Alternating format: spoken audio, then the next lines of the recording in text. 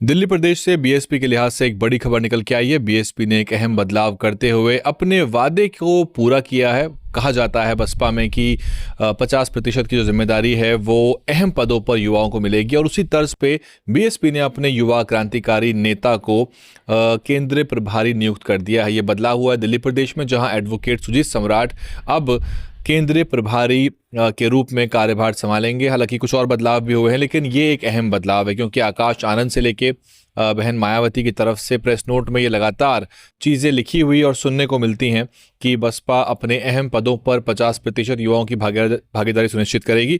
इसी तर्ज पे बीएसपी ने कई अहम पदों पर अब तक युवाओं को एक तरह से अहम जिम्मेदारियां दी है। केवल ये दिल्ली तक सीमित नहीं है। इससे पहले भी बसपा ने नितिन को, आप जानते हो शायद महाराष्ट्र और दक्षिण के कुछ राज्यों में नितिन जाटव जो हैं उनको एक अहम प्रभारी के रूप में कई राज्यों की जिम्मेदारी देखने को मिली है। इसके अलावा बात अगर हम करें, सुजीत सम्राट बीएसपी से पिछले लंबे समय जुड़े हुए हैं और पिछले उत्तर प्रदेश के विधानसभा चुनाव से ही आप देख रहे थे किस तरह से वो बीएसपी को लेकर गतिविधियां उनकी तेज थी। बहन मायावती से उनकी एक तरह से भेंट हुई थी लखनऊ में और वो तस्वीरें आपके सामने हैं। सतीश चंद्र मिश्रा दिल्ली आए थे, कई कार्यक्रम हुए थे। हालांकि इसके साथ एक बड़ा बदलाव जुड़ा हुआ ये भी है कि अब दिल्ली में जो प्रभारी हैं कुल मिलाकर उनकी संख्या हुई है 3। अब दिल्ली में अशोक सिद्धार्थ रामजी गौतम की जगह जिम्मेदारी संभालेंगे और एक तरह से मुख्य कोऑर्डिनेटर के रूप में रहेंगे। साथ ही सुदेश कुमार आर्य और सुजीत सम्राट अब यहाँ दिल्ली में केंद्रीय कोऑर्डिनेटर के रूप में काम देखेंगे। इसके अलावा रामजी गौतम को राजस्थान और दिल्ली की जिम्मेदारी से मुक्त किया गया है। उनको झारखंड की अतिरिक्त प्रभार उनको मिला है। बाकी वो आंध्र प्रदेश, तेलंगाना और कई राज्यों में वो प्रभारी के रूप में काम देख रहे हैं। छत्तीसगढ़, मध्य प्रदेश में चुनाव के दौरान वो थे, लेकिन झारखंड एक चुनावी राज्य है तो वहाँ पर रामजी गौतम को लगाया जाएगा। हालांकि जितनी खबर ये महत्वपूर्ण है कि एक युवा नेता को, एक जुझारू कर्मठ अधिवक्ता को बसपा ने अपना केंद्रीय कोऑर्डिनेटर बनाया। साथ ही पिछले दिनों घटनाक्रम राजस्थान का भी महत्वपूर्ण है, जहाँ पे कुछ लोग जो थे धरना प्रदर्शन करने के लिए प्रदेश कार्यालय पहुंचे थे और वो भगवान सिंह बाबा और रामजी गौतम साहब और प्रेम बारूपाल इनके विरोध में वहाँ नारेबाजी हुई थी।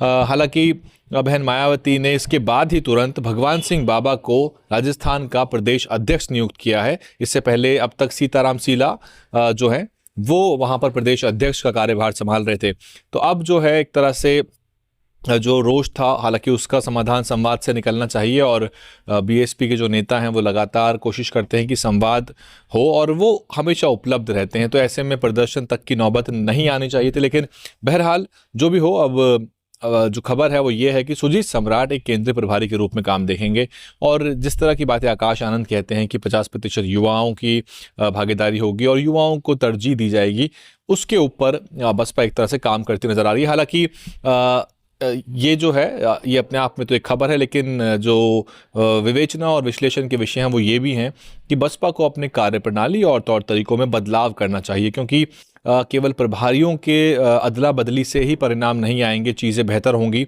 तो आपकी कार्यप्रणाली, जो आपके काम करने के तरीके हैं, उसमें त्वरित बदलाव की ज़रूरत है और बहुत लॉन्ग टर्म पर्सपेक्टिव में अगर चेंजेस को लेके आया जा रहा है तो वो भी एक दिक्कत की बात है, क्योंकि राजनीति तो पल पल जो है बदल रही है और जब तक बसपा कोई एक नई चीज़ लेके आती है तब तक और नई चीज़ें राजनीति में आ जाती हैं। पॉलिटिक्स बहुत डायनामिक है। हालांकि बसपा ने जो मिस्ड कॉल नंबर जारी किया था और उसके बाद जो डेटाबेस वो तैयार कर रहे हैं, उसके बाद जो फॉर्म आया था, वो एक बहुत कारगर उपाय है।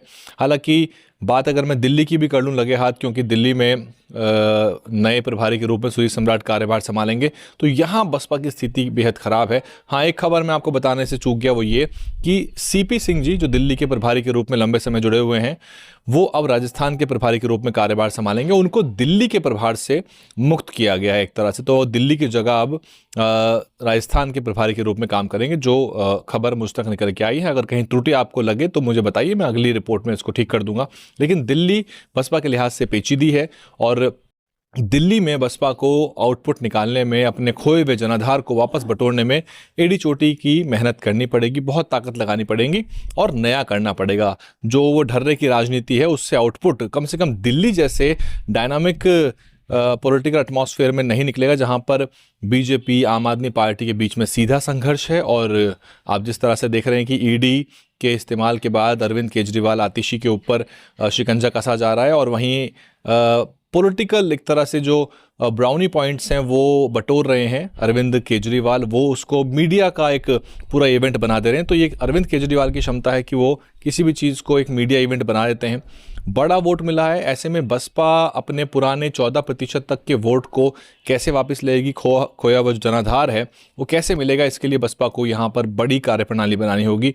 और राजनीति के जो मल्टी डायमेंशनल एस्पेक्ट्स हैं, जो बहुआयामी उसके परिप्रेक्ष्य हैं, उनको खंगालना पड़ेगा, ताकि जो बसपा की राजनीति है जो एक तरह से मोनोटनस है, जिसमें कुछ नयापन नहीं है दिल्ली में, उसमें एक धार आ सके, तभी जाके आउटपुट आएगा। नहीं तो दिल्ली में वोट ले लेना आसान काम नहीं है। यहाँ कांग्रेस पार्टी की हालत ख़राब चल रही है, कांग्रेस पार्टी की हालत लंबे समय से यहाँ पतली। पिछले 2 चुनाव से कांग्रेस पार्टी को कोई बड़ी सफलता दिल्ली में नहीं मिली है, ऐसे में बसपा के लिए बड़ी चुनौती है। बहरहाल, लेकिन ये एक अच्छी खबर है कि युवाओं को बसपा तरजीह दे रही है, लेकिन उनको काम करने की आज़ादी दी जाए, उनको इंडिपेंडेंटली अपने हिसाब से पूरी तरह से काम करने की आज़ादी मिले, ताकि वो अपने तौर तरीके डिवाइस कर सकें, उनको फॉर्मुलेट कर सकें और वो आउटपुट ला सकें। जिस तरह से आरएस प्रवीण कुमार या जसवीर सिंह गढ़ी कर पाते हैं, उसी तरह से अन्य राज्यों के प्रदेश अध्यक्ष और प्रभारी भी आज़ादी के साथ काम कर सकें। ये बहुत महत्वपूर्ण है, क्योंकि जब तक उनको एक क्रिएटिव फ्रीडम नहीं मिलेगी काम करने के लिए, तब तक वो नए तौर तरीके, नई चीज़ों को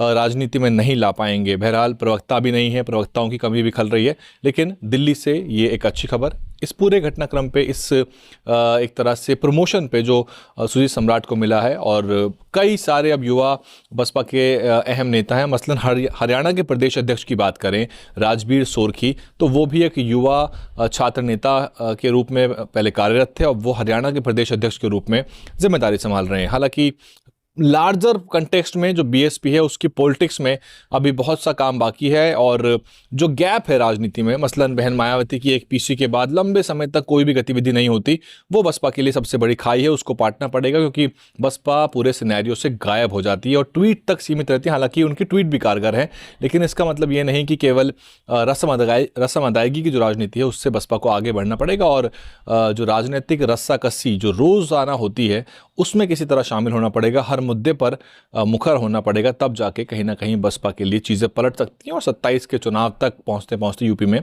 बसपा शायद परिणामों के आसपास पहुंचना शुरू कर दे। हालांकि 19 का चुनाव एक बड़ी चुनौती रहेगी तब तक, और गठबंधन में जाना है नहीं जाना, इसको लेके लगातार राजनीतिक चर्चा रहती है। बहन मायावती का जो रुख है वो साफ है, लेकिन कमेंट्स जो हैं उसमें ये भरमार है कि गठबंधन ऐसे में करना चाहिए था। ये लगातार, अगर मैं आपको चाहूँ तो मैं दिखा भी सकता हूँ, इस तरह की सैकड़ों कमेंट आती हैं। बहरहाल, कुछ भी हो सकता है राजनीति में, कुछ भी तालमेल बिठाया जा सकता है, बैठ सकता है। कांग्रेस पार्टी जो है वो भी अब एक तरह से बैकफुट पे है, और कांग्रेस पार्टी को समझ में आ गया है, क्योंकि उधर ममता बनर्जी कह चुकी हैं कि वो एकला चलो की रणनीति पर काम करेंगी, भगवंत मान कह रहे हैं हम सीट नहीं देंगे, आम आदमी पार्टी दिल्ली में 7 की 7 सीटों पर प्रत्याशी ढूंढ रही है। तो इस तरह से इंडिया गठबंधन एक तरह से खत्म सा नजर आ रहा है। उधर नीतीश कुमार एनडीए के साथ जाके मुख्यमंत्री पद की शपथ ले चुके हैं। तो अंततः अगर कांग्रेस पार्टी चाहेगी, लेकिन वो तब संभव है जब वो बहन मायावती को अप्रोच करे, और बहन जी अपनी शर्तों पे ही गठबंधन करेंगी। ये बहन मायावती खास बात है। कमेंट करके बताइए इस पूरे घटनाक्रम पे आप क्या कुछ सोचते हैं। बसपा को दिल्ली प्रदेश में एक नए प्रभारी के रूप में सुजीत सम्राट जो हैं वो अब कार्यभार संभालेंगे, डॉक्टर अशोक सिद्धार्थ के साथ और सुदेश कुमार आर्या के साथ। DNN हिंदी को सब्सक्राइब करने के लिए दबाएं लाल रंग का सब्सक्राइब बटन और घंटी का बटन दबाकर ऑल नोटिफिकेशंस पर क्लिक करें।